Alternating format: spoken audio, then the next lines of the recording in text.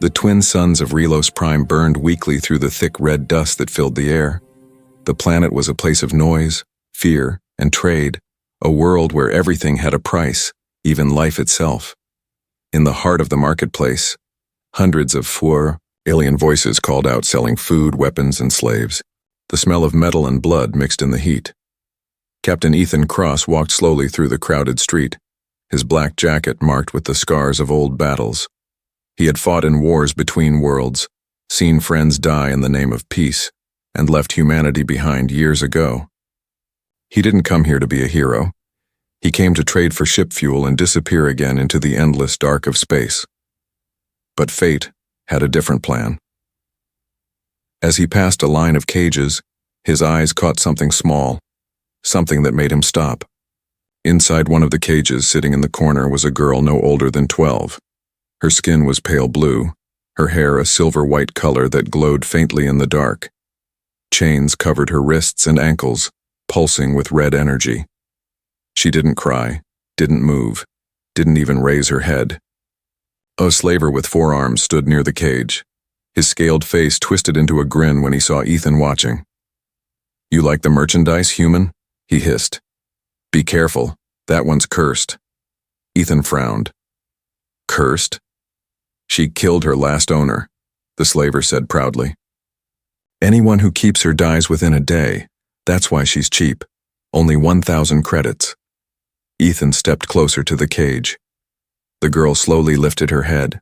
Her eyes, bright silver glowing softly, met his. In that moment, the noise of the market faded. He saw not a monster, not a curse, but fear and pain buried deep in those eyes. He knelt down, his voice calm. "What's your name, kid?" The girl hesitated. Her voice came out as a whisper. "Lyra." The slaver laughed. "Don't waste your time. She doesn't talk. Just sits there and stares. Wants to die, maybe." Ethan looked back at the man. "How long has she been like this?" 2 years. Bought and sold a dozen times. No one wants her. But if you're brave or stupid, she's yours for 1,000. Ethan's hand rested on the credit chip in his pocket. He didn't know why he cared. He told himself it was pity or maybe guilt for all the lives he couldn't save before. But when he looked at the girl again, something inside him stirred, something he thought he had lost a long time ago. Without another word, he took out the chip and tossed it to the slaver. "Deal." The slaver blinked in surprise. "You serious? You'll be dead by morning, human." "Then I'll make it a good day," Ethan said quietly. He stepped to the cage and pressed the unlock pad. The red chains flickered, then vanished. The door opened with a hiss. For a long moment, Lyra didn't move. Then slowly she stood up, her thin legs shaking. Ethan offered his hand. She stared at it like she'd never seen kindness before. Finally, she reached out and touched his palm. Her hand was cold, trembling. As they walked away from the market, the crowd parted. Whispers followed them. "Foolish human. He's doomed. She's the cursed one. The resonant child." Ethan ignored them. He guided Lyra through the streets until they reached the landing docks.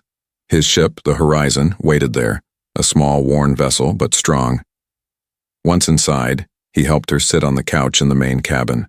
She looked around like she had never been free before. Maybe she hadn't. "You're safe now," he said softly, starting the engines. "No one's going to hurt you here." Lyra hugged her knees and looked up at him. "Why?" Ethan turned from the control panel. "Why what? Why did you save me?" He paused. The truth was, he didn't know. He just knew it felt right. "Because you deserve to live," he said simply. Lyra lowered her head. Silent again. The engines roared, and the ship lifted into the dark sky. But as they rose through the clouds, the lights on her broken wrist chain flickered faintly, then turned blue. The ship's sensors beeped. A strange signal pulsed through the cabin like a heartbeat in the air. Ethan frowned at the controls. "What the hell is that?" Lyra whispered, almost to herself. "They'll come for me now." Ethan looked at her. "Who will?" She met his eyes again, her silver irises glowing brighter. "The ones who never let anyone go." Outside the ship, the red clouds of Relos Prime twisted in the wind. Somewhere in the distance, far beyond the stars, something ancient stirred, listening. And for the first time in years, Captain Ethan Cross realized he might have just started a war. The stars stretched like silver dust around the horizon as it drifted through the dark. For the first time in years, Ethan Cross didn't know where he was going. He only knew he couldn't stay on Relos Prime, not after what he'd done. He glanced over his shoulder. The alien girl Lyra sat quietly in the corner of the ship's cabin, wrapped in an old blanket. Her silver hair glowed faintly in the dim lights. She looked fragile, but there was something strange about her, something that made the air around her hum softly, like a quiet vibration just beyond hearing. Ethan tried to ignore it as he checked the ship's systems. Fuel, low. Shields, damaged. His luck, gone.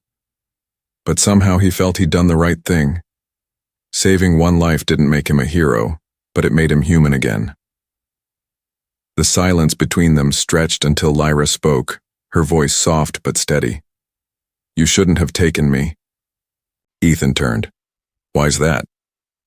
"They'll come for me. They always do." Her words sent a chill through him. "Who?" She didn't answer. Instead, she looked down at her wrists, where faint blue marks glowed where the chains had been. Ethan noticed the light pulsing slowly in rhythm with her heartbeat. Then the ship's console beeped, a sharp, sudden sound that made his stomach drop. "Warning," the computer said in its calm, mechanical voice. "Unidentified signal detected. Source, internal." Ethan frowned. "Internal? What do you mean, internal?" The screen flickered. A strange pattern of symbols appeared, alien, complex, and moving as if alive. The pulse from Lyra's wrist matched the blinking lights on the monitor. Ethan stared. "That's coming from you." Lyra hugged herself, shaking her head. "I can't stop it. It's been inside me since they chained me." "What is it?" he asked. She whispered, "A beacon." Ethan's blood ran cold. A beacon meant someone, or something, was being called. He quickly opened the comm scanner, trying to block the signal, but the system overrode him. The message was broadcasting across every frequency, far beyond normal range. "This isn't possible," he muttered. "It's reaching beyond subspace." Lyra's breathing quickened. "They put it inside me to find others like me, but I think it's calling something else now." Ethan's eyes narrowed. "Others like you?" She nodded. "Resonance. That's what we were called before the Dominion took us. They said we were dangerous." "Dangerous how?" "I don't know," she said, tears forming in her silver eyes. "But every time I'm moved, the signal starts again. They say it draws attention from things that should stay asleep." Before Ethan could respond, the proximity alarm screamed. 3 red dots appeared on the radar, fast-moving ships closing in. "Contact in 60 seconds, the computer warned. Damn it. Ethan ran to the controls, firing up the engines. "Strap in!" The horizon lurched forward, engines roaring to life. Lyra gripped the seat as the stars blurred into streaks of light. The pursuing ships followed, firing plasma bolts that lit up the void. Explosions shook the hull. Ethan twisted, the ship through an asteroid field, debris slamming against the shields. "We're not going to make it if that signal keeps pinging," he shouted. Lyra pressed her hands against her chest, her eyes glowing brighter. "I can try to slow it down, but it hurts." "Do it." She closed her eyes, trembling. The pulse in the air changed. The signal faltered, fading to a faint whisper. The enemy ships paused, confused by the sudden silence. Ethan seized the moment, jerking the ship into a dark asteroid tunnel. For several tense minutes, the universe went quiet again. Only the hum of the engines filled the air. Ethan let out a slow breath. "You just saved both of us, kid."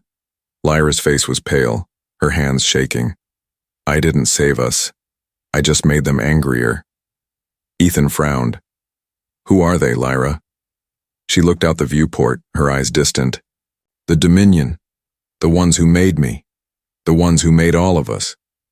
They'll never stop hunting me now. Not until the signal finds the others, or until they destroy me. Ethan leaned against the console, his jaw tight. Then we'll make sure they don't get the chance. He turned off the autopilot and stared into the endless darkness ahead. Somewhere out there, the Dominion had heard the call, and they were coming. But for the first time since his days as a soldier, Ethan didn't run from the fight. He looked back at the girl sitting silently in the cabin, a faint blue glow tracing her tears. He didn't understand what she was. He didn't understand why she mattered. But deep down he knew this. The moment he freed her, his life stopped belonging to himself.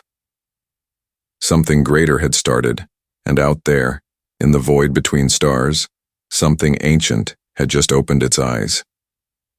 Space was silent again, but Ethan knew silence was never safety. It was the kind that came before something worse. The horizon floated through the dark, hidden in the shadows of drifting rocks. The engines whispered quietly, barely alive after the chase. Ethan sat in the pilot's chair, eyes scanning the radar for any sign of pursuit. Every few seconds the radar blinked, a false echo maybe or maybe not. Lyra sat on the floor near the viewport, hugging her knees. Her faint blue glow made her look like a ghost in the dark cabin. "You should rest," Ethan said, though his voice carried no comfort. "I can't," she murmured. "They're close." "I can feel them," he glanced back. "You feel them?" Lyra nodded. "They built the chains to find me. Even when they're gone, they still listen through me." Ethan clenched his jaw. He didn't like the sound of that. "We'll have to make them stop listening." He turned to the console, typing commands into the system. The radar blinked again, 3 dots. The same formation as before. "Damn it, they found us?" Lyra whispered. "Looks that way." Ethan stood and checked the weapon systems. The ship's guns were old, slow, and overheating. "We're not built for fighting," he muttered. "But we'll try," Lyra's voice was small. "You don't have to fight for me." Ethan looked at her sharply. "You think I saved you just to hand you back?" "Not happening." Before she could answer, the ship shook violently. A bright beam of plasma sliced past the hull, leaving a scar of molten metal. "They're here," Ethan yelled, jumping into the pilot's seat. "Hold on." The horizon dove between asteroids, twisting and spinning through the debris field. Behind them, 3 sleek Dominion fighters followed, their weapons cutting lines of blue fire through the void. Ethan fired back, his shots hitting one of the enemy ships. The explosion lit up the asteroids for a moment, but 2 more remained. The second fighter struck their left wing. The ship spun. Sparks flew inside the cabin. Alarm screamed. "Shields down to 40%, the computer warned. Ethan slammed a button. "Noted." Lyra gripped the seat, her breath fast and uneven. "They'll destroy us!" "Not if I get them first." He turned sharply, bringing the horizon straight toward one of the enemy ships. The other pilot didn't expect it. The collision was close, too close. Ethan fired at point-blank range, and the enemy fighter vanished in a burst of light. The last one broke off, flying behind an asteroid. Silence returned for a few seconds. Then another hit. This time the blast came from below. The hull groaned, metal cracking like bones. Ethan cursed. "We can't take another shot like that." Lyra stood, her hands glowing faint blue. "I can help." "How?" he shouted, jerking the ship upward. "I don't know, but it's inside me. The signal, they used it to find me. Maybe I can use it back." Before Ethan could stop her, she closed her eyes. The air in the cabin trembled. The lights flickered. A low hum filled the ship, growing louder until it felt like the walls were vibrating. Outside, the last Dominion fighter suddenly stopped mid-flight. Its engines failed. Then, without a shot fired, it exploded into dust, silent, clean, like it was erased from reality. Lyra collapsed to the floor. Ethan caught her before she hit the ground.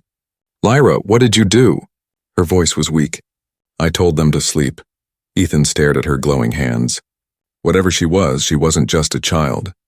He carried her to the bunk and laid her down gently. Her skin was cold, but her pulse still beat. Slow, steady. For a long time, he just watched her, the hum of the ship filling the silence. Finally, he whispered, "You're full of surprises, kid." She didn't answer. He turned back to the viewport. The wreckage of the Dominion fighters drifted among the asteroids, silent and still. But he knew more would come. The Dominion never stopped until everything that defied them was gone. Ethan leaned back in his chair, his mind heavy. He had been running from his past, from guilt and war, but now he had something worth fighting for again. Lyra wasn't just a girl. She was a message, a spark the Dominion had tried to bury. And now, because of him, that spark was awake. Outside, deep in the blackness between stars, new signals began to flicker, soft, distant, and countless. The Resonant were listening, and soon the whole galaxy would know that one human had defied the darkness. The horizon drifted quietly above a silver-gray moon wrapped in mist. Its engines hummed weakly, bruised from the last fight. Inside, Ethan Cross guided the ship toward a hidden base built inside the moon's hollow surface. The base wasn't on any map. Only people who needed to disappear knew about it. Ethan knew it well. He had once helped build it back when he was still a soldier and still believed the war had meaning. "Where are we?" Lyra asked softly. Her voice was stronger now, but her eyes were tired. "A friend's place," Ethan said, landing the ship in a shadowed hangar. "If he's still alive, he might help us figure out what's inside you." Lyra looked uneasy. "And if he's not?" "Then we keep running," Ethan said simply. The ship's door opened and a wall of cold air rushed in. The base was dark, silent except for the steady drip of leaking pipes. Ethan led the way, his hand resting on his old blaster. Lyra followed close, her silver hair glowing softly like a tiny lamp in the dark. They reached a metal door with the number 47K burned into it. Ethan knocked twice, nothing, then a faint voice echoed from inside. "Who's there?" "It's Cross," Ethan called. "Open up, Kale, I need your help." The door hissed and slid open. A tall man in a torn lab coat stood there, his face lit by a dim blue light. His hair was gray now, his eyes sharp with both fear and curiosity. "Ethan," he said slowly, "you're supposed to be dead." "Not yet," Ethan replied with a smirk. "But I might be soon if you don't help me." Kale's eyes moved past him and froze on Lyra. "What is that?" "She's not a thing," Ethan said firmly. "Her name's Lyra and she needs answers." Kale stepped closer, scanning her glowing wrists. "I've seen this before," he murmured. "But not since the early wars. Come in." Inside, the lab was cluttered with machines, cables, and floating screens. Kale guided Lyra to a scanner bed and started tapping commands into a console. Ethan watched silently, his arms crossed. After a few tense minutes, Kale turned to him. His voice was low. "Ethan, she's not what you think." "Then tell me what she is." Kale took a deep breath. "She's resonant." "One of the last," Ethan frowned. "You're going to have to explain that." Kale projected an old hologram, images of humans and aliens standing together, connected by lines of blue energy. Long ago, humans tried to build peace with the first alien races. They created something called the Resonant Program, a project to unite species at the genetic level, a way to share emotion, thought, even life through a single frequency. Lyra's eyes widened. "That's what I feel sometimes. Like there are voices calling to me from far away."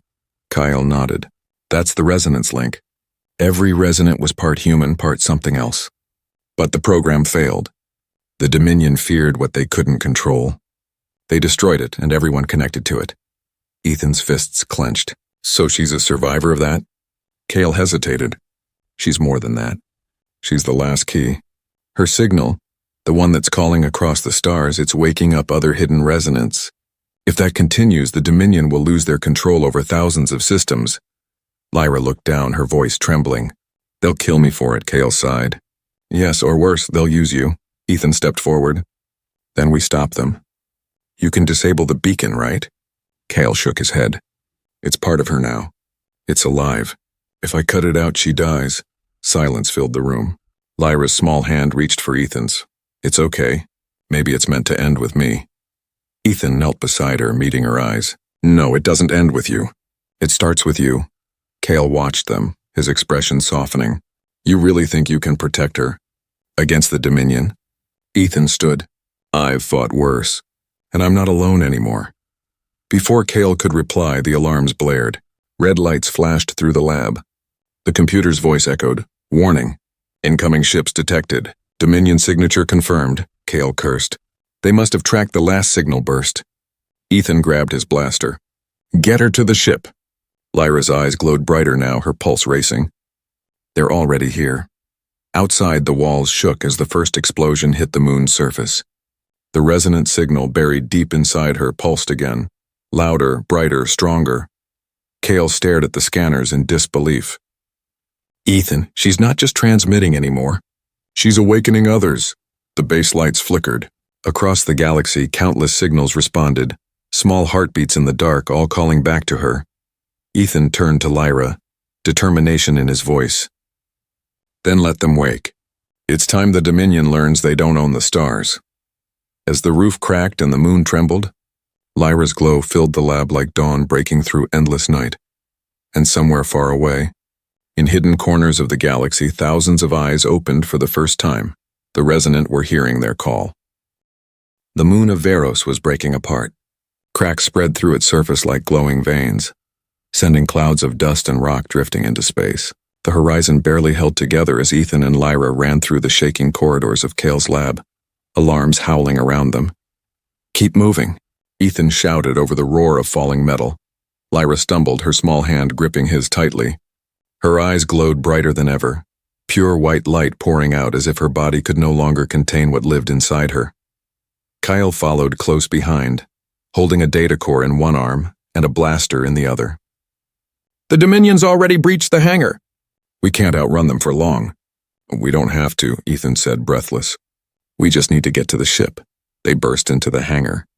Through the open bay doors, Ethan saw them, an entire Dominion fleet filling the sky. Dozens of black ships hovered like predators, their weapons already pointed at the moon. Kale froze. They brought an armada. They want her alive, Ethan's voice hardened. They're not getting her. They ran toward the horizon, but before they reached it, the ground split. The energy from Lyra's body surged through the floor, cracking metal and stone. The ship's hull shook as the power inside her grew uncontrollable. Lyra gasped, falling to her knees. It's too much, she cried. They're hearing me. Ethan knelt beside her, gripping her shoulders. Lyra, listen to me. You have to focus. You're stronger than they are. Tears streamed down her face. I can hear them, Ethan. Thousands of them. They're afraid, and they're waking up. Kale's eyes widened as he looked at his scanner. She's right. Every resonant across the outer systems, they're responding. Her signals connected them all. Ethan looked out at the Dominion ships forming a circle around the moon. Then it's time they see what freedom looks like. He helped Lyra stand and half-carried her to the ship.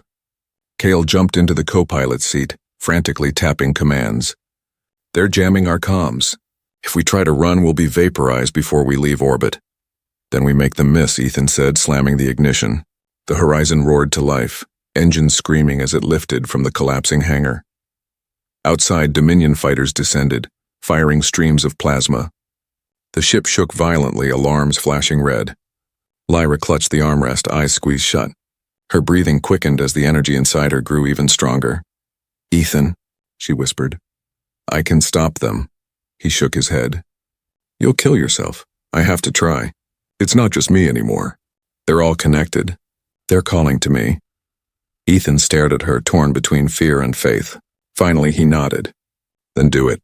But I'm not leaving you. Lyra placed her glowing hands on the control panel.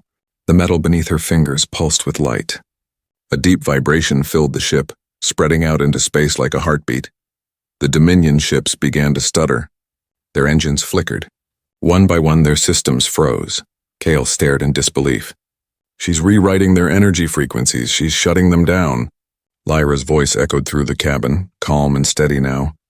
They wanted to control the resonant. They forgot we were made to connect, not obey. Outside, every Dominion ship within range began to glow blue, the same soft hue as Lyra's eyes. Then, without a sound, they drifted powerless, silent giants in the void. Ethan's heart pounded as the horizon broke through the debris field and into open space. Behind them, Veros cracked completely, splitting apart as a wave of pure light spread across the system. Kyle watched his readings spike off the charts. She's not just waking them, she's freeing them. The control implants, the slave chains, they're all breaking. Lyra smiled faintly, her strength fading. They're free, Ethan. All of them. He caught her as she slumped forward. Stay with me, Lyra. You did it. You saved them. Her voice was barely a whisper. It's not over. The Dominion will come again, but they won't be alone anymore. The light around her dimmed, fading into soft silver. Her breathing slowed. Ethan held her close, his hand trembling. "Rest, kid. You've done enough." Kale sat silently, staring out at the starfield now glittering with faint blue pulses, each one a newly awakened resonant across the galaxy. For a long time, no one spoke. The hum of the ship was the only sound. Then Ethan looked out at the stars and said quietly, "If they come again, they'll find us waiting." Kyle turned to him. "Us?" Ethan nodded. "You, me, and every being she just woke up." Outside, the stars shimmered brighter, as if the galaxy itself was alive again, breathing for the first time in centuries. Lyra's signal faded into silence. But the echoes of her call remained, carried on invisible waves through the dark, and somewhere far away, 1,000 resonant voices whispered back in unison, "We are awake." Ethan leaned back in his chair, eyes heavy but burning with new purpose. The fight wasn't over. It was only beginning. The moon of Veros was gone, torn apart by the surge of light Lyra had unleashed. But its destruction had only begun the war. Ethan Cross stood on the deck of the Horizon, staring at the glowing remains of the moon. Fragments drifted like burning stars across the void. The Dominion fleet had fallen silent for a time, their ships crippled by Lyra's resonance wave. But silence was never peace. It was only a pause before the storm returned. Kale's voice cut through the hum of the engines. "Ethan, they're regrouping. The wave disabled half their systems, but the rest are rebooting. They'll be operational in minutes." Ethan's jaw tightened. "Then we hold the line until the others arrive." Kyle frowned. "What others?" Ethan glanced at the faint blue lights flickering across the stars, the resonant signal spreading like ripples in water. The ones she woke. Lyra lay unconscious in the medbay, her body weak, her glow dim but steady. She looked peaceful, but Ethan knew she was still fighting, inside and out. The Dominion would never let a child like her live. She was proof that their control could be broken. A sudden tremor shook the ship. Kale stumbled. "They've locked on!" Ethan slammed the controls forward. The Horizon spun sharply, avoiding a plasma barrage that burned past their hull. Behind them, 5 massive Dominion warships formed a blockade, their dark hulls glittering with weapon fire. Kyle shouted, "They're too many." "We can't outrun that kind of firepower." Ethan's eyes hardened. "Then we don't run." He rerouted power to the forward cannons. The ship's lights flickered and the engines groaned, but the guns charged. With a sharp pull of the trigger, the Horizon unleashed a wave of plasma that tore through the lead enemy ship. It didn't destroy it, but it sent a message. The Dominion commander's voice came through the comms, cold and sharp. "Human vessel, surrender the resonant child." "You cannot win," Ethan smirked. "Funny, I've heard that before." He cut the channel. The Dominion warships moved in formation, tightening the net around them. Kyle stared at the radar. "They're hurting us. If we stay here, we're done." "Not if we make them look the other way," Ethan said, eyes glinting. He punched in new coordinates and fired the ship's engines to full power, darting between the drifting remains of Veros. Behind them, Dominion ships opened fire again, chasing them through glowing debris. A beam grazed the hull, shaking the entire ship. Kale yelled, "Shields down to 20%. Ethan gritted his teeth. Just a little longer. Suddenly, the radar lit up with dozens of new signals. Kale's eyes widened. More Dominion ships? Ethan looked closer and then smiled. No, not Dominion. Across the darkness, blue-lit ships appeared one by one, small, varied, and strange.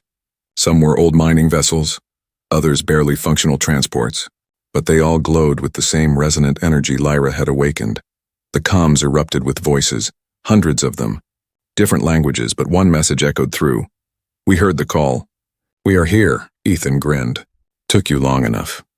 The newly awakened fleet moved in unison, their ships forming a shield around the horizon. The Dominion fleet fired again, but this time the resonant ships answered. Beams of blue energy shot from their hulls, powered by the same frequency pulsing in Lyra's blood.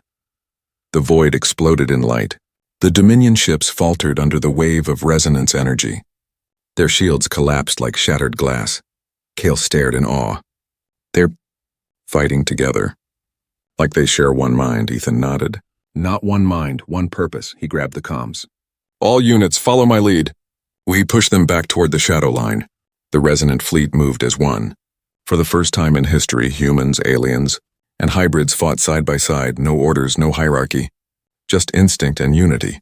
The battle raged across the sky, blue and red fire clashing in bursts of brilliance. Inside the medbay, Lyra's eyes fluttered open. She heard the echoes of the battle, the voices of those she had awakened. She whispered, "Ethan." He heard her voice through the comm link connected to her vitals. "Hang in there, kid. We're winning this time." Lyra smiled faintly. "You can't fight forever." Ethan laughed softly even as another explosion rocked the ship. "No, but I can fight long enough." Kale shouted, "The Dominion's flagship is breaking apart." Ethan looked at the screen. The massive ship that had led the assault cracked down the middle, its engines collapsing inward. The rest began to retreat, their formation in chaos. But before they vanished, the Dominion commander's voice returned, filled with venom. "You've started something you can't control, human. The galaxy will burn for this." Ethan's voice was cold. "Then we'll rebuild it from the ashes." The comms went silent. When the last Dominion ship vanished into warp, the battlefield fell quiet. Only the blue glow of the resonant fleet remained, scattered across the wreckage like stars reborn. Ethan exhaled deeply, the weight of war pressing down, and yet lifting. Kale turned to him, his voice low. "They're calling you something, you know. Out there." Ethan raised a brow. "What?" "Father," Kale said softly. "Father of the free." Ethan looked out the viewport where hundreds of ships drifted, peacefully now, their lights pulsing in rhythm, one heartbeat across the galaxy. He smiled faintly. "Then let's make sure their freedom lasts." And in the distance, Lyra's whisper carried through the stars like a promise. They'll never forget what one human did for them. The war was over, or at least the first battle of it. The Dominion fleet had retreated, leaving behind the wreckage of their arrogance. Space was quiet again, filled only with drifting debris and the faint blue shimmer of the resonant ships. Captain Ethan Cross sat in the pilot's chair of the Horizon, the hum of the engines now soft and calm. The galaxy beyond the viewport looked different somehow, not darker but alive. Kyle was patching the damaged systems in the corner. Every few minutes, he looked out at the stars, shaking his head in disbelief. "Do you realize what you've done, Ethan?" Ethan smirked tiredly. "Almost got us killed?" Kale chuckled. "You united them, the resonant. Hundreds of races that hated each other, afraid of each other. You gave them hope." Ethan didn't reply. His eyes drifted to the medbay door where Lyra rested. She had been unconscious since the battle ended. The glow from her skin had faded to a soft silver, like moonlight resting on water. She looked peaceful, but too still. Ethan stood quietly and stepped inside. Lyra lay there, small and fragile, surrounded by faint holographic lights that monitored her life signs. For a long time, Ethan just watched her breathe. The galaxy might have changed, but all he cared about was whether she'd open her eyes again. "Hey, kid," he whispered. "You missed the fireworks." Her eyelids fluttered and then, slowly, she woke. Her silver eyes focused on him, tired but full of warmth. "Did we win?" Ethan smiled faintly. "Yeah, we did." Lyra's gaze shifted to the window above her, where stars drifted like sparks in the dark. "I can still hear them, you know. The others. They're free now. I can feel their joy." Ethan sat beside her. "You did that." She shook her head. "We did that." He laughed softly. "No. You did the impossible, Lyra. You woke the galaxy." She smiled weakly. "And you saved me." Before he could reply, Kyle entered holding a data tablet. "You two might want to see this." He tapped the screen, projecting a wide hologram of space. Hundreds, no, thousands, of resonant ships moved together in a vast formation. They weren't soldiers anymore. They were builders, healers, families. Across their communication channels, one word kept repeating in every language. "Father." Lyra blinked in wonder. "Father." Kale nodded, smiling. They call him that now. The father of the free. Ethan frowned, almost embarrassed. That's ridiculous. I didn't free them. They freed themselves. Cale grinned. Try telling them that. Lyra reached for his hand, her small fingers curling around his. You gave them the courage to rise. That's what fathers do. Ethan looked at her, silent for a moment. Then he smiled. Guess I didn't know I wanted kids.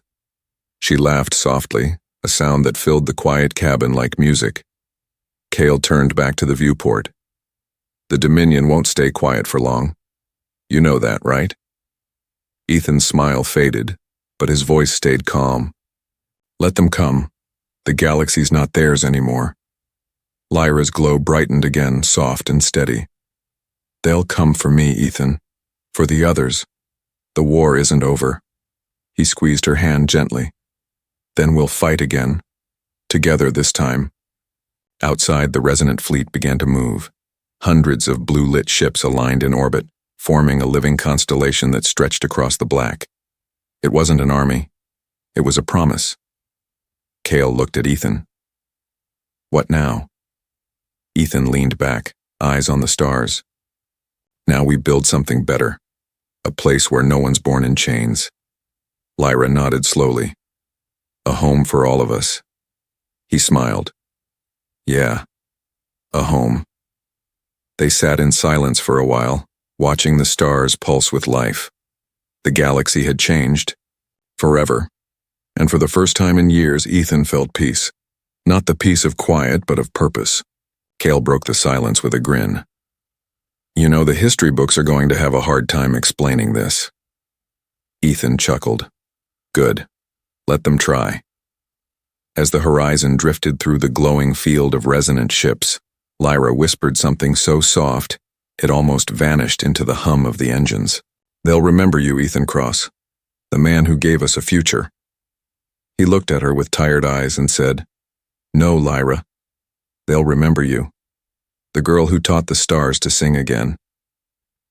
Outside, the resonant fleet pulsed in unison, thousands of ships glowing brighter, responding to her heartbeat.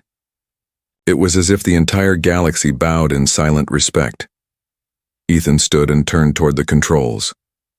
Let's set a course. Somewhere quiet. Kyle raised an eyebrow. Where to? Ethan smiled. Where freedom begins. The engines roared, softly as the horizon glided away, leaving behind the battlefield that had become legend. The stars reflected in Lyra's silver eyes, and for the first time she didn't look afraid. She whispered, They called you their father. Ethan glanced at her and said, Then I guess I've got a family to protect. As the ship vanished, into the starlight, the voice of the resonant echoed through the void. Millions of voices, one message carried across every world. He saved one child from chains, and that night, hundreds called him their father. And so began the age of the free.